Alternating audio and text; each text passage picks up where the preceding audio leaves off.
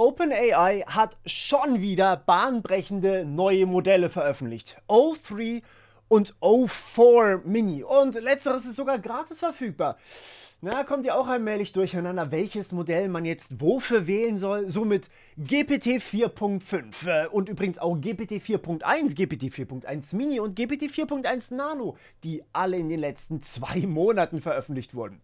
Denn nicht jedes Modell ist gut für alles, also neuer Plan für dieses Video, zusätzlich dazu, dass ich diese Modelle mal für euch zusammenfasse, was die so können. Ich habe alle Modelle getestet, auch die von gestern Abend, und es stellt sich raus, für alles, wo man ein bisschen Hirn braucht, ist hier ein neuer Meilenstein erreicht worden. Aber ich kläre euch auch mal auf über die Modelle an sich, was das alles heißt und auch über eine gewisse, ziemlich unschöne Kontroverse, die in diesen neuen Modellen mit dabei ist. Ja, lasst uns loslegen.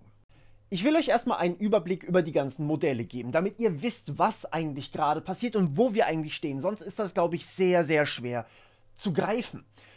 Das Standardmodell, vor allem für die Gratis-Benutzer, ist immer noch GPT-4o. Das ist eigentlich ein relativ altes Modell und gar nicht mal so schlau im Vergleich zu den heutigen neuen Modellen.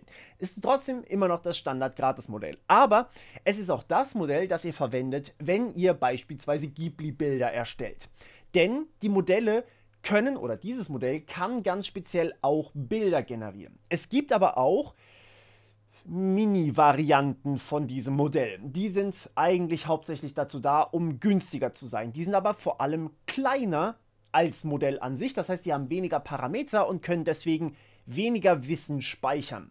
Und diese Mini-Modelle wurden auch benutzt, weil sie besonders schnell sind. Das heißt, ihr könnt sie als Real-Time-Modelle verwenden. Das heißt, wenn ihr euch mit ChatGPT live unterhaltet, muss ja eine Antwort sofort da sein und man darf nicht erst ein paar Stunden warten oder auch nur ein paar Sekunden warten, sondern man braucht direkt eine Antwort. Dazu sind die Real-Time-Modelle, die natürlich schnell sein müssen.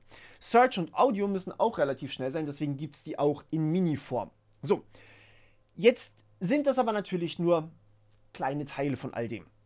Aber was wir hier schon mitnehmen können, grundsätzlich mal für die Architekturen ist, je größer das Modell ist, also sprich nicht mini das Modell ist, desto mehr Weltverständnis hat es, weil es einfach mehr Wissen speichern kann. Je größer die Modelle, desto mehr Informationen sind drin, dementsprechend ist es besser bei allgemeinen Fragen einfach. Aber sie sind selbstverständlich auch teurer, denn sie brauchen mehr Rechenleistung. Man braucht größere Grafikkarten, man braucht mehr Berechnungszeit und dementsprechend sind sie nicht mehr so schnell im Antworten. Gut, das ist der erste Takeaway. Jetzt sind wir in der Timeline erstmal einen Schritt weiter gegangen, als was wir zwischenzeitlich hatten. Und zwar kam am 27.02. diesen Jahres das neue Modell GPT 4.5 raus. Das war kein Banger in Sachen neues Wissen, aber es war ein Banger in Sachen neues Weltverständnis. Das heißt, es hat einfach mehr Wissen gespeichert und konnte darauf zurückgreifen. Lustigerweise ist das aber einen Schritt weiter und jetzt diese Woche kam tatsächlich noch eine neue Modellfamilie raus.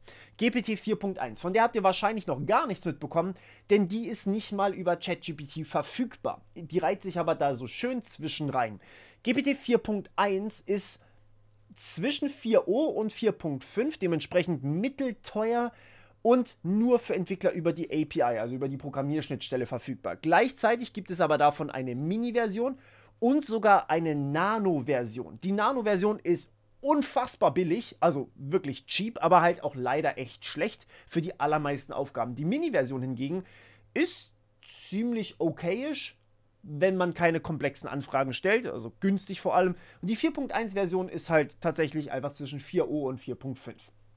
Gut, das heißt, das ist so unsere grobe Liste an Modellen, die wir haben. Man merkt hier, je größer das Modell ist und je mehr man in die aktuelle Zeit geht, also das 4.5 Modell ist sozusagen das neueste, desto höher ist verhältnismäßig die emotionale Intelligenz. Das heißt, das Modell versteht eher, was eigentlich gerade gemeint ist, was gedacht wird von uns, ohne dass es dieses Reasoning hat. Und beim Reasoning, da müssen wir nochmal separat drüber sprechen. Das sind also die normalen Modelle. Jetzt schauen wir uns noch die Reasoning, also die denkenden und argumentierenden Modelle an. Ihr könnt euch das so vorstellen, Reasoning-Modelle sind wie normale Modelle, geben euch einfach eine ganz normale Textausgabe oder eine Bildausgabe, je nachdem. Aber sie sind nochmal fein trainiert auf Logik, auf Denken, auf nochmal drüber nachdenken, was man eigentlich gerade sagt. Stellt euch so vor, ihr habt ein Gespräch mit mir, ein Live-Gespräch mit mir, da denkt ihr nicht unbedingt über jeden Satz nach, den ihr sagt. Während wenn wir einen Chat haben, wo ich wirklich dann eine auch durchdachte E-Mail habe oder ein wissenschaftliches Paper habe, dann denke ich über jeden Satz nochmal nach. Stimmt das auch wirklich? Macht das Sinn? So könnt ihr euch das vorstellen. Das heißt, die normalen Modelle sind eigentlich eher so das, was wir halt so zwischenmenschlich kennen, während die Reasoning-Modelle, die denken einmal zusätzlich nach. Und hier kommen jetzt diese O-Irgendwas-Modelle. Lasst euch nicht verwirren von 4O. Das O hier steht für multimodal, das hier. Während bei den Reasoning-Modellen steht es für Reasoning. O wie Reasoning, man kennt das. Wirklich, Naming bei OpenAI ist schlimmer als bei Microsoft. Das ist der Wahnsinn. Aber nun gut, es ist auch mittlerweile ein Meme geworden, deswegen ist es ganz lustig irgendwie. So, es wird komplex, ich führe euch da durch. Nicht verzweifeln, es ist eigentlich gar nicht so schwierig. Die ersten Reasoning-Modelle waren O1. Das heißt, wir haben zunächst einmal O1 bzw. O1 Mini bekommen. Ihr könnt euch O1 Mini exakt so vorstellen, als hätte man GPT-4o genommen und hätte hier gesagt, aha, aber du lernst jetzt nochmal ein bisschen denken, du gehst nochmal zur Schule oder gehst studieren. So ungefähr in die Richtung. Das ist O1 Mini. Jetzt ist es aber trotzdem ein Mini-Modell, das heißt, es hat weniger Weltverständnis. Und dementsprechend besser war O1. Weil es einfach ein größeres Modell ist, das zusätzlich nochmal drüber nachdenkt, was es eigentlich gerade sagt. Ja? Diese Modelle kamen im September raus. Das Mini-Modell war früher da, wahrscheinlich weil es einfach schneller fertig trainiert war. Und das fertige, große O1-Modell kam diesen Dezember raus. Gleichzeitig kam noch eine O1 Pro-Version raus. Auch diese Pro-Version, beziehungsweise bei O3 Mini kennen wir das auch mit Low, Medium und High, will ich euch ganz kurz erklären. Pro ist nichts anderes wie High.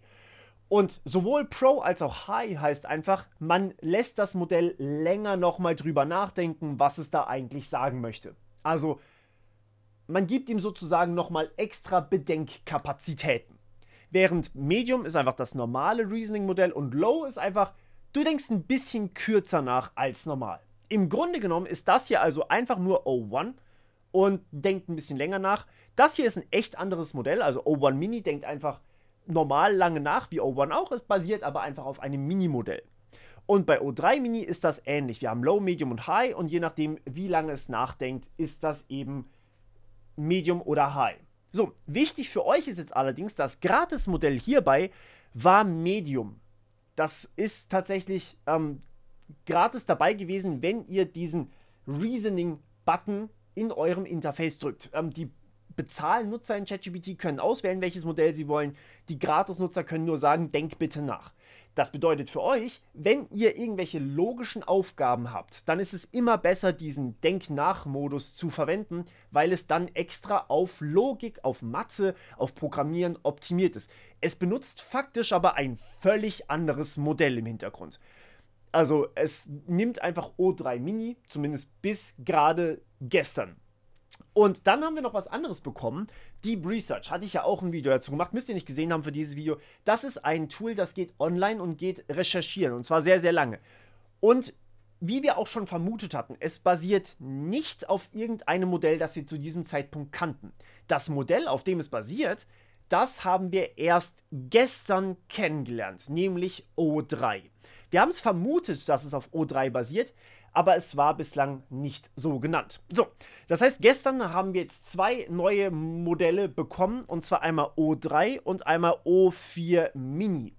Und O3 ist das große neue Modell und ja, O2 wurde übersprungen und es ist tatsächlich Absicht gewesen, weil man sich nicht mit O2, dem Telefonanbieter, verwechseln wollte.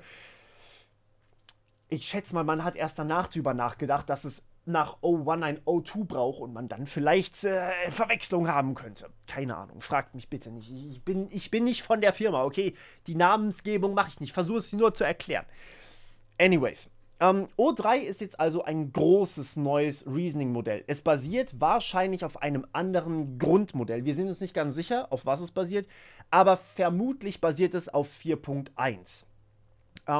Und es ist sozusagen die große, naja, das große Ding zu den Mini-Modellen. Ich vermute, dass O3 Mini ein extra trainiertes GPT 4.1 Mini ist. Das heißt, da kommt sozusagen noch der Denk-Nach-Prozess oben drauf. Und das hier ist jetzt das 4.1 Modell und hat hier seinen Denk-Nach-Prozess. Jetzt würde man sich ja fragen, ja, aber warte mal. Also, wenn jetzt O3 Mini schon im Januar rauskam und jetzt haben wir eigentlich schon fast 3 Monate später,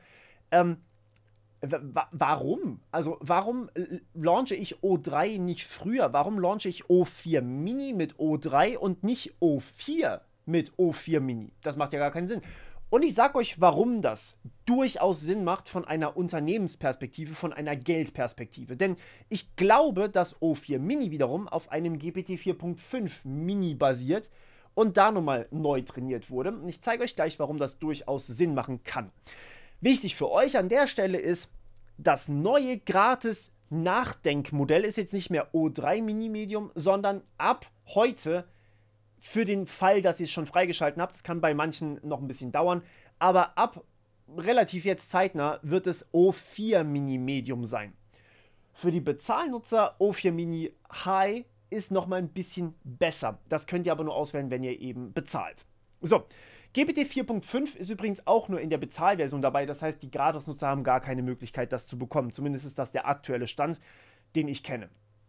Okay, das ist wahnsinnig kompliziert gewesen. Nehmen wir noch eine Sache daraus mit. O4 Mini wird irgendwann kommen und wahrscheinlich kriegen wir auch ein O5 Mini und so weiter und so fort. Aber wichtig ist, je größer und neuer das Modell ist, desto besser ist die Logik. Das heißt, O3 und O4 Mini sind ähnlich. O1 und O3 Mini waren ungefähr ähnlich von den logischen Nachdenkprozessen. Und natürlich geht es da noch weiter. Das heißt, im Grunde für euch rausgekommen ist ein neues Flaggschiff-Logikmodell O3, das ein hohes Weltverständnis hat und ein günstigeres Modell, nämlich O4 Mini, das schnellere Automatisierung hat und weniger lange nachdenkt. Es antwortet euch schneller, es ist trotzdem aber ähnlich gut in vielen Aufgaben wie das große Modell O3. Das ist halt viel, viel günstiger. Jetzt hatte ich ja ganz kurz gesagt, dass eventuell noch nicht alle von euch das Modell zur Verfügung haben. Und das liegt einfach daran, dass ihr EU-Nutzer seid. Und hier kommt unser heutiger Partner NordVPN ins Spiel. Dürfte klar sein, vor allem nach letztem Video haben sie mich direkt angeschrieben. Aber anyways, es geht darum, dass wir EU-Nutzer einfach Sachen sehr viel später bekommen, teilweise Wochen, Monate später. Bei OpenAI geht es mittlerweile einigermaßen. Wir bekommen sie relativ schnell. Der große Punkt ist einfach, dass bei uns der AI Act einiges an Vorschriften regelt, der DSA regelt einiges an Vorschriften und natürlich die DSGVO bzw. GDPR regelt in der EU auch einiges an Vorschriften. Und das, naja, dauert, falls wir manche Sachen überhaupt bekommen. Bei Sora waren es mehrere Monate, glaube ich sogar. NordVPN hingegen verschleiert euren Standort. Das heißt, ihr könnt ganz einfach euch einen virtuellen Standort besorgen und sagen, hey, ich gehe jetzt einmal ganz kurz über einen Server in den USA. Das ist übrigens völlig legal und überhaupt kein Problem, aber ihr zählt dann, als wärt ihr US-User. Ganz kurz zumindest, solange ihr da seid. Ihr könnt das einfach aktivieren und wieder deaktivieren und schon bekommt ihr ziemlich schnell die neuen Versionen freigeschaltet. Auch wenn ihr nur einmal dort wart, die bleiben dann für euch einfach freigeschaltet. Zumindest ist das meine Erfahrung gewesen. Und natürlich gibt es nicht nur ein paar wenige Standorte, nein, NordVPN hat quasi jedes Land der gesamten Welt. Ihr seht hier eine kleine Auswahl davon und man kann sich einfach aussuchen, wo man gerade sein möchte. Und es gibt einige Spezialserver, die ich euch auch ganz kurz nennen möchte. Und zwar, ihr habt die Möglichkeit, Onion over VPN zu machen. Da geht ihr quasi über das Tor-Netzwerk, was super anonym ist, oder sogar Double VPN, dass ihr über einen VPN und dann einen anderen VPN geht. Und das ist einfach super. Ihr könnt einfach auswählen, hey, ich möchte jetzt gerade zwar über VPN ins Tor-Netzwerk gehen, und dann bin ich trotzdem im Tor-Netzwerk drin, wo mein Standort komplett verschleiert wird. Ich will euch aber auch ganz kurz den Bedrohungsschutz Pro vorstellen, der dabei ist. Einfach, den kriegt ihr einfach mit. Wonach sie echt viele Betrugsversuche blockiert haben, einfach dadurch, dass sie bösartige Websites rausfiltern. Das heißt, wenn ihr einen Fake-Shop, einen bekannten Fake-Shop ansurft, dann sagt NordVPN, nee, warte mal, das sperren wir lieber. Das wollen wir gar nicht. Das könnt ihr anschalten oder ausschalten. Aber in der Praxis zeigt sich, wenn man es anschalten möchte, dann kann man sich durchaus so vor vielen, vielen Fake-Shops schützen und es werden leider immer mehr. Deswegen schnappt euch super gerne NordVPN mit meinem Link hier an der Seite bzw. QR-Code natürlich und ihr bekommt 4 Bonusmonate zusätzlich zu einem fetten Rabatt und natürlich einem VPN zu über 7000 Servern, den ihr installieren könnt auf eurem System, auf eurem Smartphone oder auch direkt im Browser, sodass nur dieser eine Browser über den VPN geht und ihr bekommt einen Passwortmanager, Tracking-Blocker und noch so viel mehr dazu. Danke an NordVPN fürs Unterstützen dieses Videos. Und damit wollen wir die Frage klären, warum werden jetzt eigentlich O3 und O4 Mini gleichzeitig veröffentlicht? Und was heißt das eigentlich? Was genau bringen uns diese neuen Modelle? Es stellt sich raus, dass sie in Mathe natürlich nochmal besser sind als O3 Mini High. Klar, oder? Sonst hätten wir keine Verbesserung. Sie sind aber gleichzeitig, wenn ihr mal O4 Mini, also das kleine Modell anguckt, ist das an der Spitze. Das ist so gut wie Grok 3, das ist besser als Gemini 2.5 Pro, das ist besser als Claude 3.7, Thinking übrigens, besser als DeepSeek. Es ist das beste Modell in Mathe, das wir aktuell auf dem Markt haben. Also es kann wirklich Mathe fragen. Wir hatten uns das letztes Mal schon kurz angeguckt, was so eine Mathe-Frage ist. Die sind wirklich kompliziert.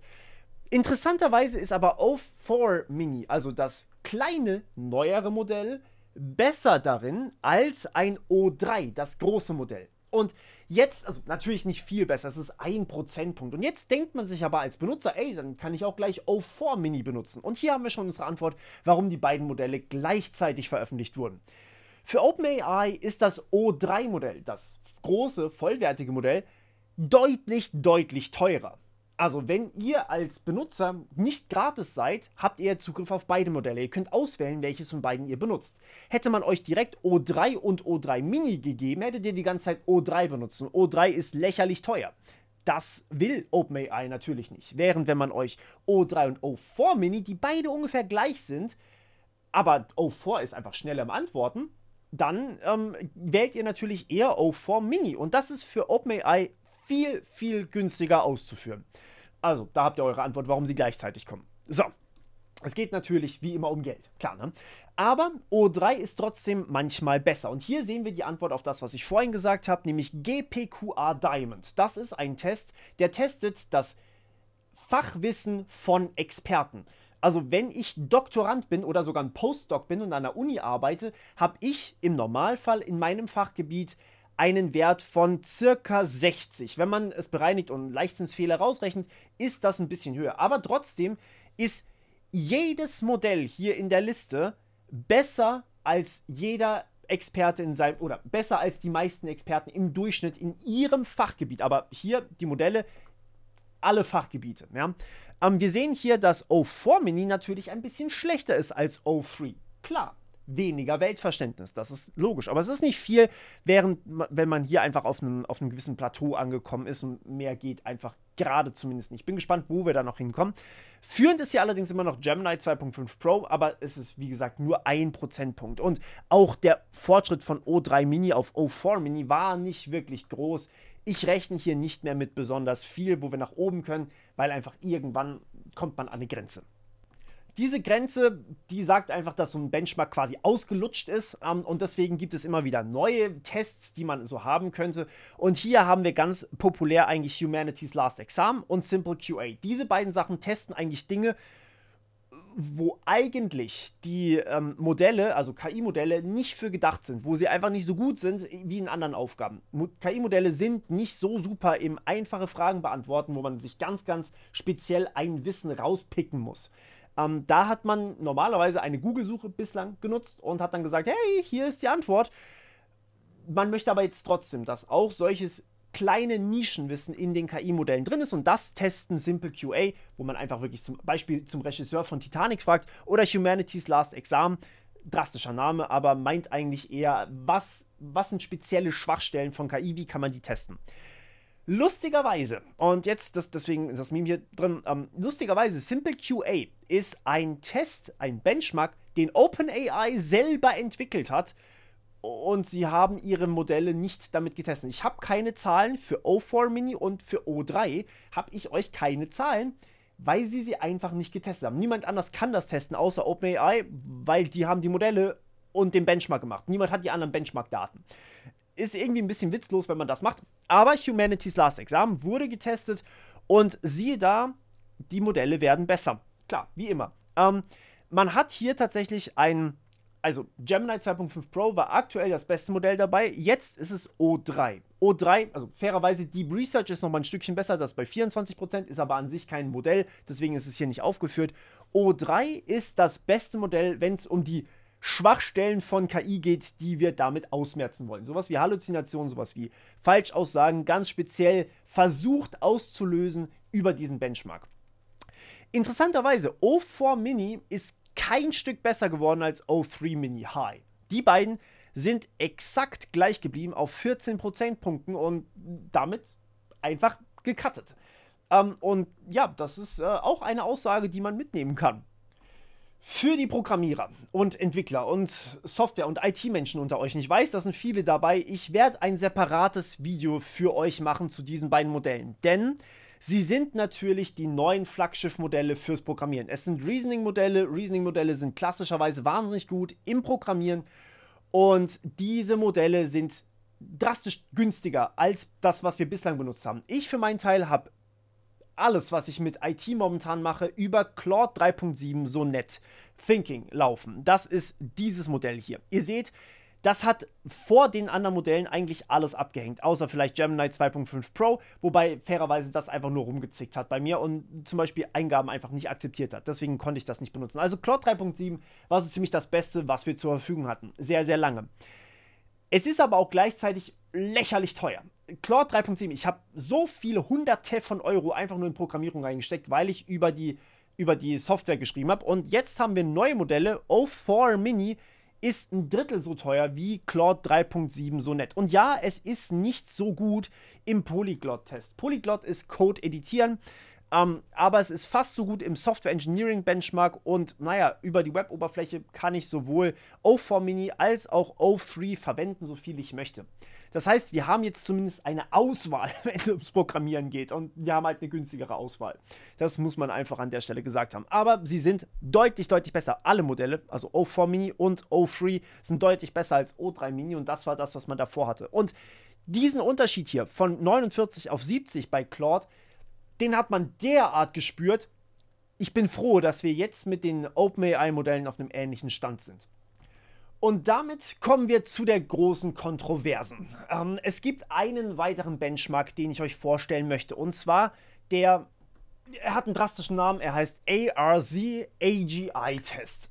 Es geht darum, dass man auswerten möchte, wie autonom ist eigentlich so ein Modell, wie gut kann es wirklich auch die Aufgaben lösen, die allgemein gestellt sind. Also wirklich zu sagen, hey, mach mal diese Aufgabe. Eine Art Agent-Test. Das heißt, wie autonom kann eigentlich so ein Modell selbst agieren? Also selbst entscheiden, ich möchte beispielsweise das hier lösen. Ich möchte beispielsweise eine Software programmieren. Beispielsweise möchte ich recherchieren, wie ist denn eigentlich das Wetter, möchte dir eine Zusammenfassung erstellen, möchte dir eine Recherche erstellen, ein Dokument erstellen und so weiter und so fort.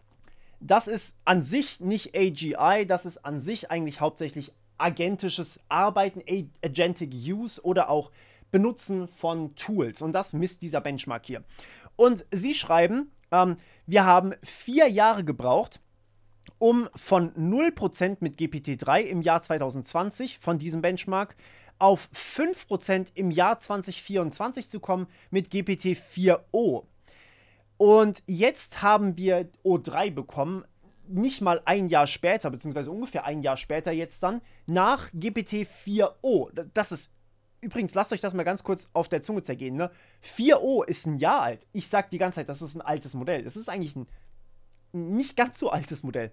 Und sie schreiben, alle Intuitionen über KI-Möglichkeiten, was man damit machen kann, müssen überdacht werden, jetzt wo wir O3 haben. Es ist ein, ich zitiere, Nordlicht in Richtung AGI. Das ist vielleicht ein bisschen drastisch formuliert, aber es ist schon nochmal ein ganz anderes Level, wenn ihr euch das mal anguckt.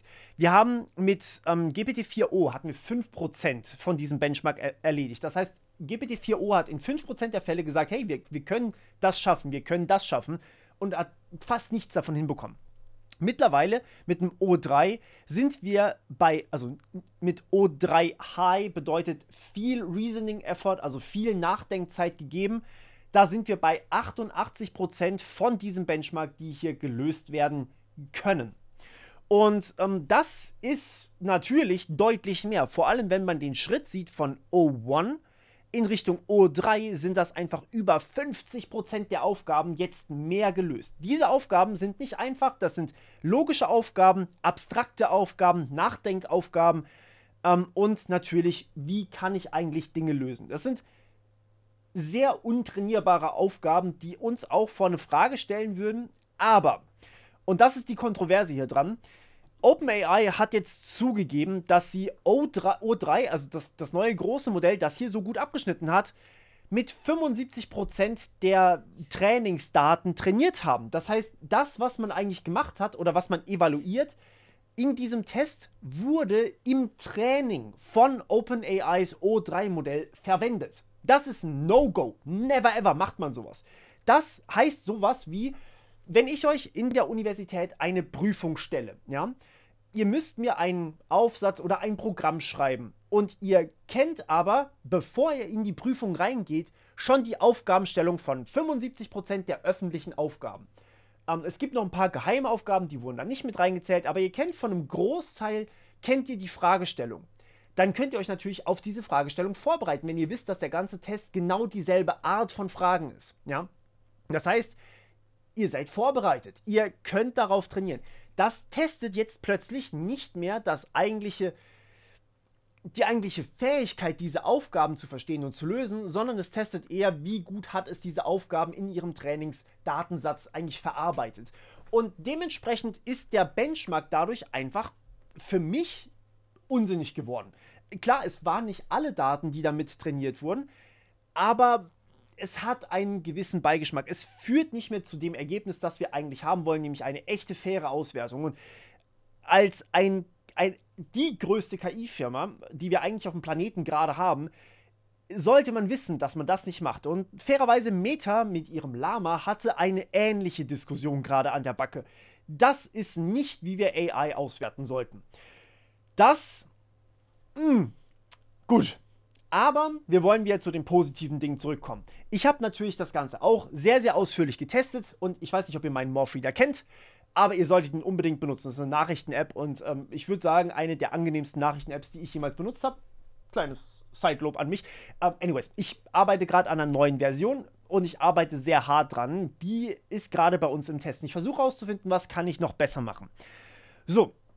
Und jetzt neu dazugekommen ist tatsächlich die Fähigkeit, dass die Modelle nicht nur Reasoning betreiben, also das heißt, sie überlegen, man kann sich das anzeigen lassen, deswegen, das habe ich hier ausgeklackt, sondern sie überlegen nicht nur mit Text, sondern eben auch mit Bildern. Sie argumentieren mit Bildern, sie analysieren einzelne Bereiche des Bildes, sie können damit dann argumentieren und sagen, das gehört da rein, das gehört dazu. Und das ist neu, das hatten wir bei den alten Modellen nicht. Das heißt, wenn ihr ein Bild reingebt, kann man das jetzt auch logisch verarbeiten. Also man kann argumentieren basierend auf dem Bild. Und das ist für mich tatsächlich, was UI angeht, also was die Benutzeroberfläche von meiner App angeht beispielsweise, ist es ein Gamechanger. Das macht alles anders. Da kann ich mir Feedback holen. Das konnte ich davor nicht wirklich oder nur mit den halt nicht ganz so modernen Modellen. Die anderen Modelle haben zwar Reasoning betrieben, aber haben dann das Bild an sich immer noch nicht im Reasoning verarbeitet. Heißt, einmal kurz Zusammenfassung, was ist wirklich neu? Was haben wir wirklich neu? Es gab tatsächlich eine Überschrift, die ich hier nur kurz zitieren möchte, weil ich sie selber nicht verifizieren konnte. Dass O3 jetzt plötzlich auch neue wissenschaftliche Hypothesen aufstellt. Das ist die Grundlage für Forschung. Das heißt, wenn ich so eine Hypothese habe, die sinnvoll ist, basierend auf Daten zum Beispiel, dann kann ich damit überhaupt erst in eine Forschungsarbeit reingehen. Zum Beispiel, ich habe diesen Datensatz, dann kommt die KI und sagt, hey, basierend auf dem Datensatz, eine Hypothese könnte sein, dass Menschen mit Brille und Bart und langen Haaren irgendwie häufiger Informatiker sind. Das wäre eine Hypothese, das müsste man natürlich dann erstmal verifizieren und schauen, dass das nicht vielleicht ein schlechter Stereotyp ist. Aber das ist eine Hypothese und auch Grundlage für vieles, was in der Forschung gerade passiert. Medikamentenforschung ist da ganz, ganz krass dabei, aber auch für alle Bereiche der Forschung eigentlich. Das ist wichtig und soll wohl möglich sein mit O3, was ich krass finde. Das nächste ist Reasoning auf Bildern, das, was wir gerade gesehen haben. Es denkt mit Bildern. Ihr könnt euch das wirklich so vorstellen, wenn ihr nur mit Text denkt, jetzt plötzlich habt ihr auch die Möglichkeit, euch an Bilder zu erinnern und damit nachzudenken, was da passiert ist. Das nächste ist, O4 Mini ist für Programmierer und alle Leute, die es eigentlich in der Programmierschnittstelle benutzen, ein wahnsinnig starkes Modell, deutlich besser als O3 Mini und gleichzeitig gleich günstig. Es ist lächerlich günstig, wenn man es vergleicht mit anderen Reasoning-Modellen wie Gemini 2.5 Pro oder auch Claude 3.7 Sonnet Thinking. Die sind deutlich, deutlich teurer. Im Vergleich zu Sonnet ist es, wie gesagt, ein Drittel der Kosten, was die Softwareentwicklung für mich ein Drittel günstiger macht, wenn ich das benutze dafür. Das ist gut. Und es ist ungefähr gleich gut. Zumindest in meinem Test bisher. Ich muss das noch genau testen, ihr kriegt auf einem anderen Kanal ein Video. Und die Modelle sind optimiert für agentisches Benutzen. Das heißt, sie sind optimiert dafür, Tools zu verwenden. Also zum Beispiel zu sagen, hey, ich will Wetter nachlesen, wo kann ich das machen? Und dann habt ihr ein bisschen Code und da steht dann drin, so kannst du Wetter nachlesen. Das können natürlich jetzt Entwickler verwenden. Auf dem anderen Kanal bereite ich gerade ein Video speziell dafür vor. Und das sollte auch relativ bald kommen. Alles in allem ist das also ein beeindruckendes Modell. Und um es mal so zu sagen, es ist durchaus ein neuer Schritt Richtung AGI. Ich würde es jetzt allerdings nicht als einen so drastisch neuen Schritt sehen, eher als den logischen nächsten neuen Schritt. Aber es ist durchaus mächtig und ihr solltet es verwenden, wenn ihr logische Fragen habt, wenn ihr programmieren wollt oder sonst irgendwas mit Nachdenken, mit Mathe machen wollt, Hausarbeiten schreiben wollt, dann solltet ihr nicht einfach nur das Modell fragen, auch in der Gratis-Version, sondern ihr solltet eben auf jeden Fall den Thinking-Bereich nutzen. Falls ihr Bezahlnutzer seid, auf jeden Fall O4 Mini High oder O3 verwenden. In dem Sinne, hier einmal noch kurz die Links zum Morphreader, damit ihr es nicht vergesst, ihn runterzuladen. Wie gesagt, da bleibt ihr auf dem neuesten Stand mit euren Nachrichten und ich habe versucht, alles, was irgendwie an Clickbait oder an Doomscrolling oder an FOMO anfällt, rauszuwerfen. Und gleichzeitig habe ich in der neuen Version und in der alten Version sowas von alle Tracker, die man irgendwie kriegen kann, versucht rauszuwerfen. Und ich bin sogar noch mal einen Schritt weiter gegangen. In der alten Version musstet ihr mir sagen oder mir übermitteln sozusagen an den Server, welche Bereiche von Nachrichten ihr interessant findet. Also zum Beispiel KI auf Level 7. In der neuen Version ist selbst das nichts mehr, was ich bekomme. In der neuen Version ist einfach nur noch drin, hey, ihr wollt Nachrichten lesen. Fertig. Und das ist alles. Das sind jetzt, wie gesagt, keine sensiblen Daten oder sowas. Die will ich sowieso nicht haben, aber ich versuche alles rauszuwerfen, was ich irgendwie wissen könnte. Und ja, selbstverständlich, das Ganze gibt es auch bei Apple. Nicht wundern, Kevin macht das Ganze für mich, weil man für Apple einen Apple-Rechner braucht und ich habe keinen. Kevin hat einen und deswegen veröffentlicht er die App, ich programmiere sie aber trotzdem. Es sind dieselben Apps, nur eben bei anderen App-Stores. App ist ein bisschen eigen. Und ja, an der Stelle, ich danke euch, dass ihr dabei wart. Bis zum nächsten Mal im Cyberspace. Ciao.